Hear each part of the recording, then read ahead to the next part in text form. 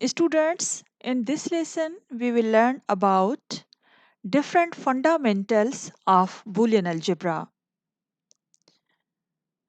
Boolean algebra is used to simplify logic circuit or logic gates.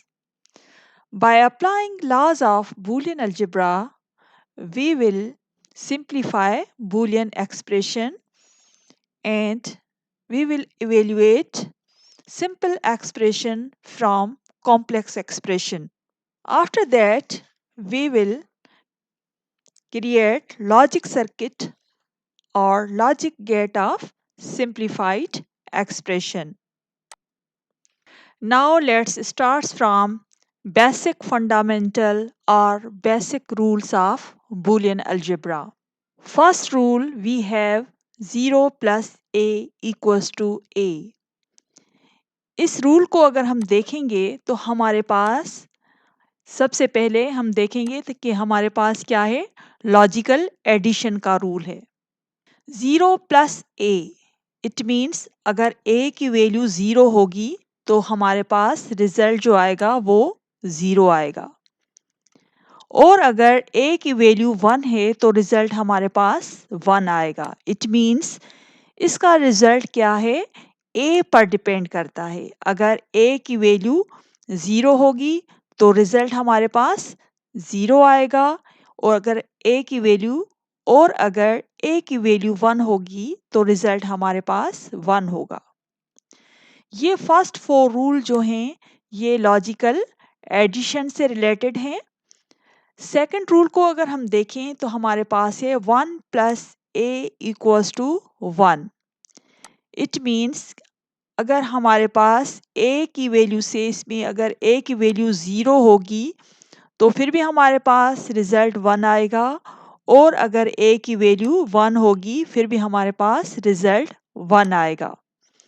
It means एक भी दफ़ा अगर हमारे पास 1 है तो रिजल्ट हमारा क्या आएगा, 1 आएगा। हम लॉजिकल एडिशन कर रहे हैं। रूल नंबर 3 हमें बताता है A plus A equals to A. It means अगर ए की वैल्यू 0 होगी तो रिजल्ट भी हमारे पास 0 आएगा। 0 और 0 तो रिजल्ट विल बी 0। ठीक है, रिजल्ट हमारे पास 0 आ जाएगा, और अगर ए की वैल्यू 1 है तो हमारे पास रिजल्ट भी 1 आएगा। रूल नंबर 4 में है A plus A complement equals to 1। Logical addition में ये होता है, आपको ऑलरेडी ये पता होगा कि अगर एक भी हमारे पास 1 आता है तो रिजल्ट विल बी 1। तो अगर हम इसको देखते हैं ए प्लस ए कॉम्प्लीमेंट, अगर ए की वैल्यू 0 होगी तो कॉम्प्लीमेंट में हमारे पास कॉम्प्लीमेंट मीन इनवर्स, तो हमारे पास 1 आ जाएगी, तो भी हमारा रिजल्ट जो होगा वो 1 आएगा। और अगर ए की वैल्यू 1 है और कॉम्प्लीमेंट इसका 0 हो रहा है तो फिर भी कोई फर्क नहीं पड़ता, इसका रिजल्ट क्या होगा, 1 होगा। आगे देखते हैं रूल नंबर 5 हमें क्या बताता है। ये रूल नंबर 5, 6, 7 और 8 जो हैं, ये 4 रूल्स जो हैं ये लॉजिकल मल्टीप्लिकेशन से रिलेटेड हैं। और मल्टीप्लिकेशन में आपको पता है कि एक भी वैल्यू फॉल्स होगी या ज़ीरो होगी तो रिज़ल्ट विल बी ज़ीरो। तो इसमें हमारे पास ज़ीरो है तो इट मीन्स रिज़ल्ट हमारे पास ज़ीरो ही होगा।